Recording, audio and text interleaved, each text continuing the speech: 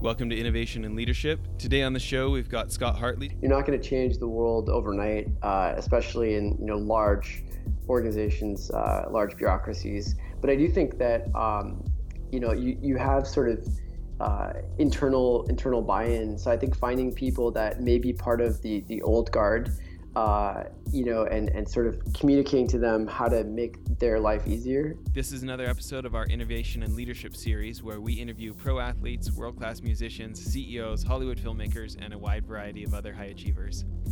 Also, I want to talk to you about one of our show's sponsors. I met these guys back on episode 6. CEO Zach Smith was telling me all about starting a skateboard company and how much he hated doing the bookkeeping for a skateboard shop, and how he really got led to start this business, Bookly, that's a hybrid combining bookkeeping software and human services. And I'll tell you why I let him become a sponsor. It's because I use their service now. I don't love paying $50 an hour for bookkeepers to do stuff that I know software could do way, way cheaper. But I don't love bookkeeping at all. So I want a real live human who knows what they're talking about to help me with the stuff I don't understand. Probably the straw that broke the camel's back for me, though, the thing that put me over the top, was that they could do my taxes and payroll also. So totally suggest checking them out. Go to their website, bookly.co, and check out their flat rates. I've been super happy with them. So now on to today's episode. Scott, thanks for making time. Thanks a lot, Jess. So to begin with, let's start about your book here, because it's not the average premise of most books in the business world today. Yeah, well, first of all, thanks for having me on the show. I'm excited to be here. And so the premise of my book, The Fuzzy and the Techie: Why the Liberal Arts Will Rule the Digital World, is sort of contrarian in some ways, but it really spoke to both my own personal story, being a political science major, working in Silicon Valley, sort of coming up, a bit through the ranks at Google, spending some time at Facebook, and then spending some time on Sand Hill Road in a venture capital firm, where my job was to evaluate different tech startups and meet with entrepreneurs and founders kind of day in and day out. And just this observation that I had, that some of the most interesting companies that we were seeing didn't really fit in with the narrative that was being sort of propagated about Silicon Valley, that it was this bastion of only tech entrepreneurs and only people who were deeply versed in science, technology, engineering, and math, people that all knew how to code. Everyone was an engineer. And those weren't necessarily the truths that I saw sort of day in and day out, both in my own personal journey and then also in the venture capital world. And Mark Andreessen, who founded Netscape and he's a big venture capitalist across the street on Sand Hill, he had made statements like people with soft skills were going to work in shoe stores and that software was eating the world. And I wanted to take a step back and sort of change the narrative a bit about fear about technology and make it more about hope, because what I was seeing was that people with all these different backgrounds coming from all these different walks of life were able to partner with technologists, were able to sort of get the bare bones of an MVP or minimum viable product up and running. They're able to build teams and cohere people around their ideas. And really, it was more about the sort of comparative advantage of having deep context in a problem, and then using tech to sort of provide scale. But technology was more the commodity than it was in many times the sort of secret sauce. And so that was sort of the impetus for writing the book, was just this false narrative that I felt was being propagated about Silicon Valley. And I wanted to sort of bring the pendulum back to center on saying, hey, even if you're not a science, technology, engineering, and math major, even if you haven't been coding since you were 13, you can definitely participate in Silicon Valley. You can definitely be a tech founder. You can sort of be part of the digital revolution. And that was just true to my own, experience, and then my own sort of observation from VC. Yeah. Well, when you think about, for instance, you went to Stanford, correct? That's right. Yeah. I was lucky enough to take a class there, one of these executive ed classes that included some time at the D school. The IDEO guys got started over there at the design school, right? And you think about anybody who's talking about innovation these days, whether it's where the book Where Good Ideas Come From, whether it's Steal Like an Artist or the video series Everything is a Remix, right? it really it really doesn't lead us to think that people coming down the exact same path are likely to create great new things. Why do you think that sometimes a narrative like this isn't as obvious to people, though? It's interesting. The sort of paradigm of fuzzy and techie comes from Stanford, so you're probably familiar with the terms. But if you're not, generally, fuzzies on campus were people who studied arts, humanities, or social sciences, and techies, people sort of from the engineering or computer sciences. And really, this goes back to this sort of false dichotomy that C.P. Snow, who was he was a novelist and a physicist. He gave this great lecture at Cambridge University in 1959. And he basically lamented this chasm between people that studied the humanities and people that studied the sciences, and said, wait a minute, we need people to really come together. We need people to read Shakespeare and also understand the basic building blocks of physics.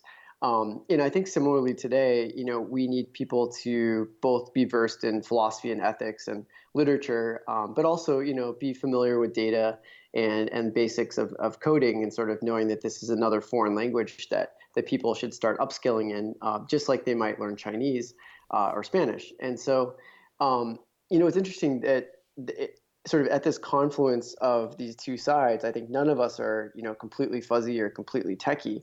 But I think in this blending of the two sides, this is where a lot of innovation happens. And I think that, exactly what you said, the D School and some of these interdisciplinary programs do a really good job of trying to blend these two competencies. But the terms they're kind of loose jocular terms in some ways, because you look at fuzzy majors like what I studied, political science, and people might denigrate it as being, oh, this is a soft skill, this is something that is not as rigorous as an engineering degree.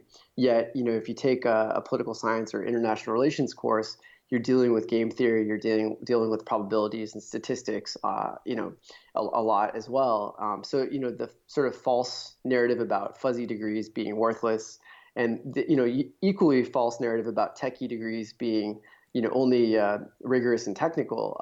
Many of them, mechanical engineering at Stanford, for example, you're probably taking a design thinking class. You're probably taking courses in effectively sociology or ethnography or anthropology to think about user experience research and how you interview people and how you design studies and surveys.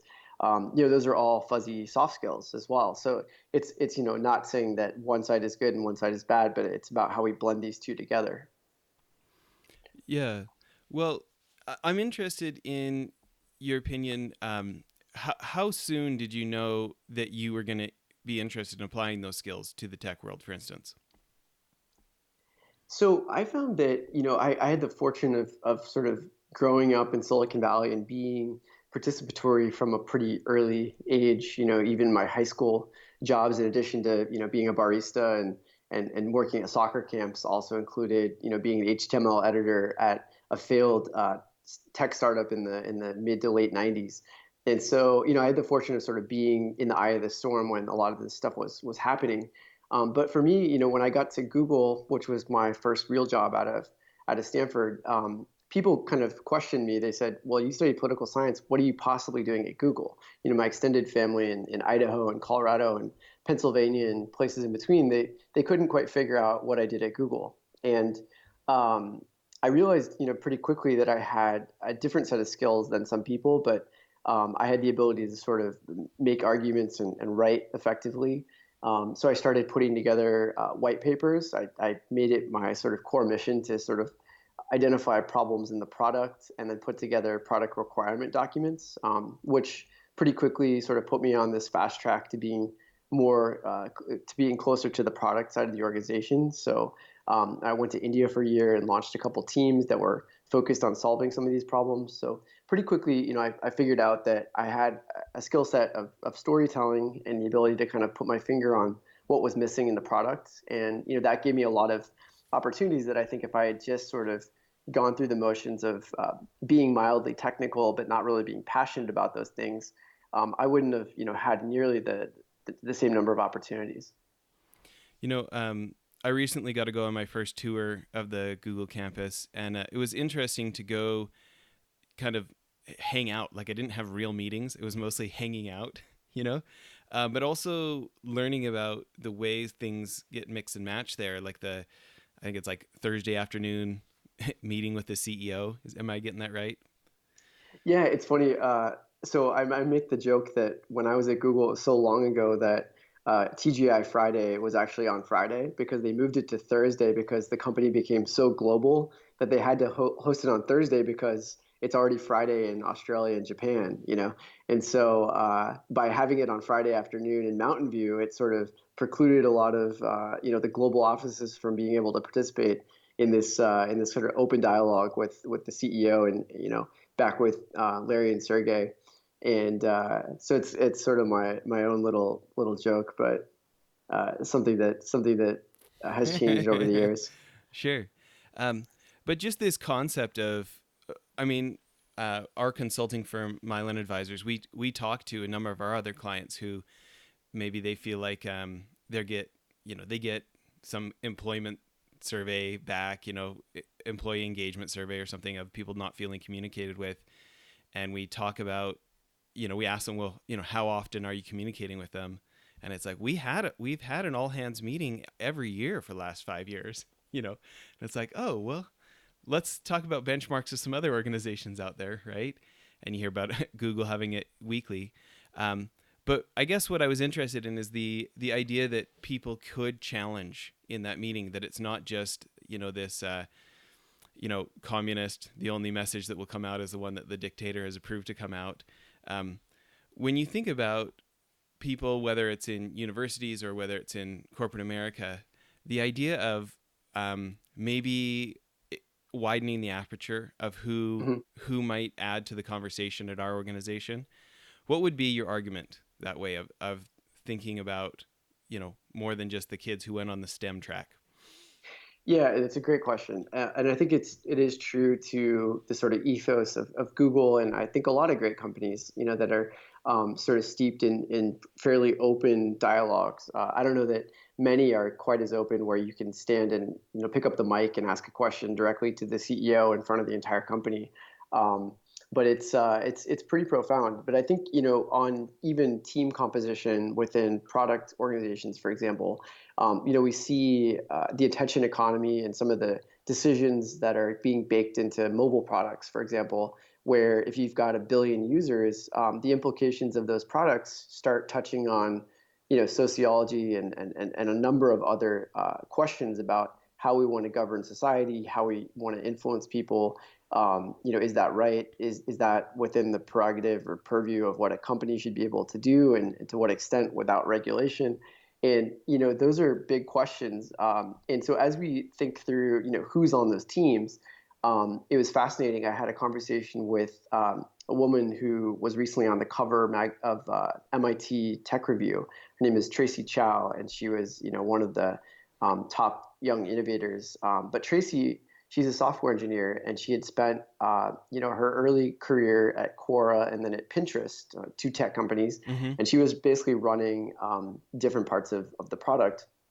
And when she was at Quora, one of the, early conversations that she had with her product team was, are users inherently good or are users inherently bad?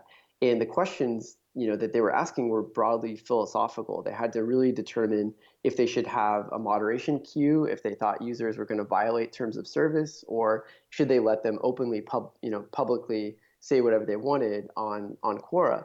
And they had this big philosophical debate, and they realized that because everyone had studied so rigorously computer science and some of these technical skills, they actually didn't have a lot of context or fallback on how they should be thinking through these problems that were broadly philosophical. And so she actually felt like she wished, going back to her undergraduate days, that she had taken more diverse courses and, taken some courses in psychology, some courses in philosophy, some courses in ethics. And so, I think one, individually, we can each try to more holistically build our sort of personas where we have skills in both soft and hard skills, thinking through how can it be a little fuzzy and a little techie.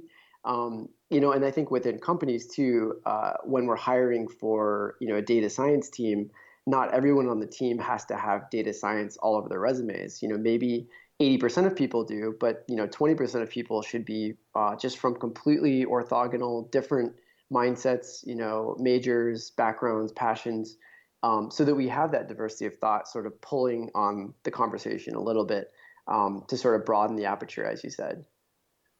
Well, I'm interested. I'm interested in how you saw this show up. Weren't you a presidential innovation fellow at the White House? Is that right?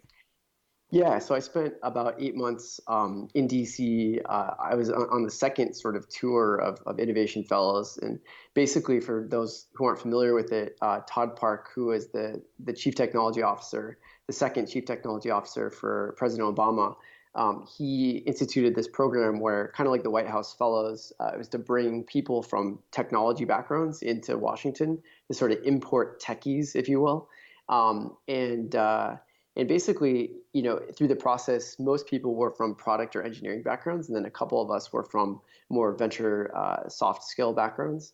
But effectively, it was to try to bring a technology perspective into a very fuzzy environment like Washington, where most people are lawyers or history majors or whatnot, and maybe aren't quite as adept with what's been happening in Silicon Valley. Yeah.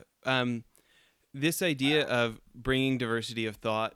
Well, for starters, what do you do as a presidential innovation fellow? Let's start there. Yeah, so effectively, what you're doing is you're brought in to sit next to or work with a chief technology officer of a different sort of organization within government. So people were staffed at the Department of Veteran Affairs, people were staffed at Health and Human Services, at Department of State, at a number of different federal agencies around Washington, and usually in sort of 2 or 3 person SWAT teams where you'd be sort of right there with the CTO working on some of the biggest problems they had with technology in that organization.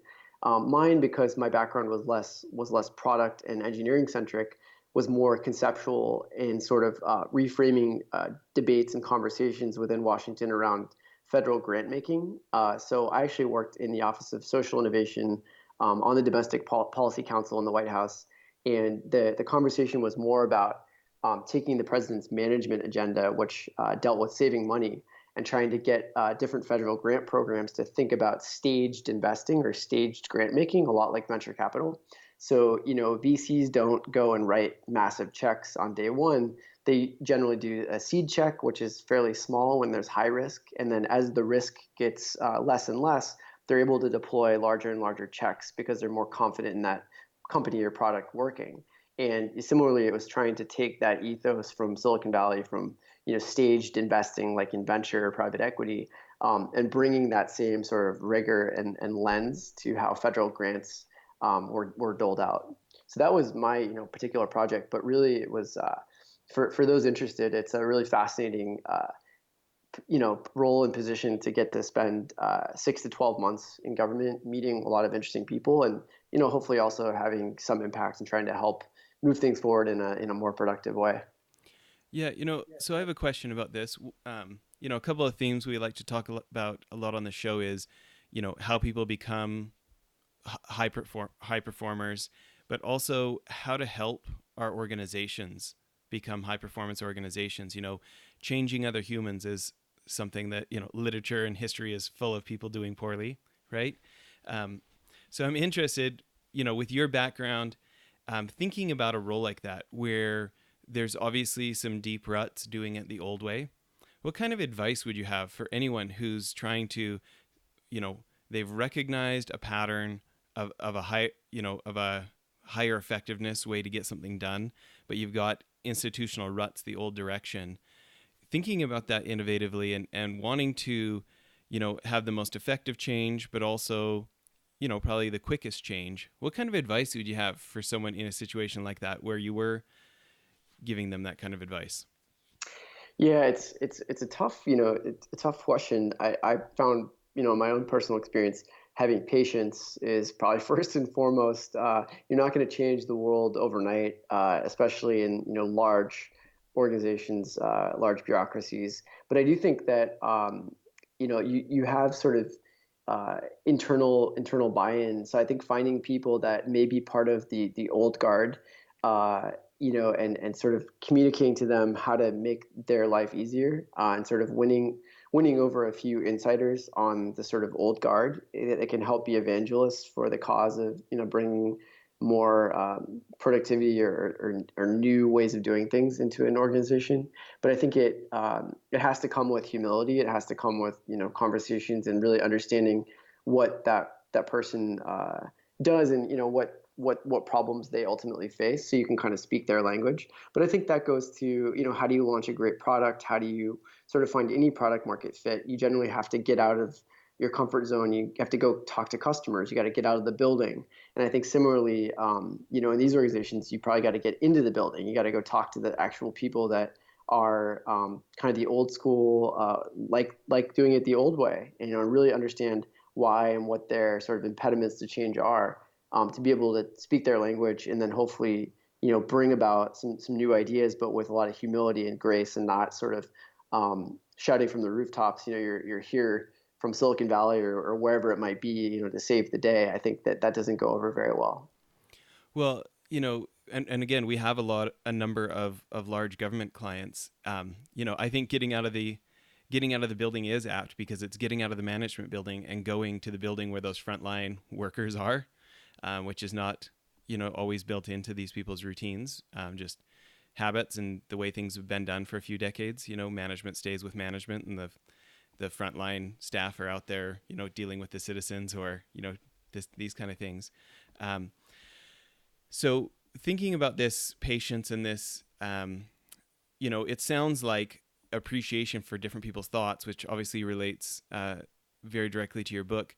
If someone wants to have that kind of influence, though, in your opinion, besides being patient, what do you feel like is a key to helping them come to the conclusion that this is not just manipulative, that you actually do have their best interest at heart? Or what recommendation do you have about letting them participate in what this should look like to roll out? Or how do you, what's the difference between checking the box of I went and met with some frontline staff, I'm sure I've got evangelists, versus actually really winning over somebody like that to truly being an evangelist?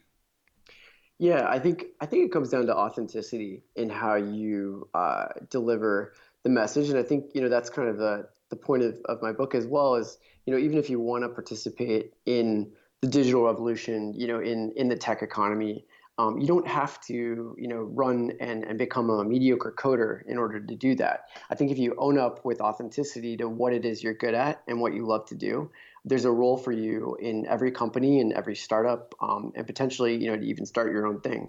And I think that similarly, it's sort of taking the lens of, okay, I studied psychology. I love psychology. I'm going to try to get into the minds of these people and understand what it is that's motivating them and driving them. Or, my background is in sociology or organizational behavior, and I want to think through the group dynamics of why are they entrenched in this position, opposing somebody else? Are there sort of internal dynamics that are fiefdoms and little ways that there are interactions within the organization? But can you think through on different levels, and which is the one that speaks most authentically to you and what you're good at, and then try to put the problem in those terms. But I think we talk a lot about becoming a T player, where you've got sort of breadth and then one thing that you're really deep on or good at, and that's sort of the base of the T. And I think today with the conversations around STEM, it's that everyone needs to have this depth of technical expertise, which I think is wonderful if that's what you're passionate about. But if you're not, it's great to have the technical expertise on sort of the broad, the breadth of the T, but the depth of the T could actually be that you really love and understand psychology or philosophy or any number of other things that can be very relevant in how you think through problems. I mean, it kind of sounds to me a little bit like you're saying, take what take something from your circle of competence, and then, add some authentic curiosity. Is that fair?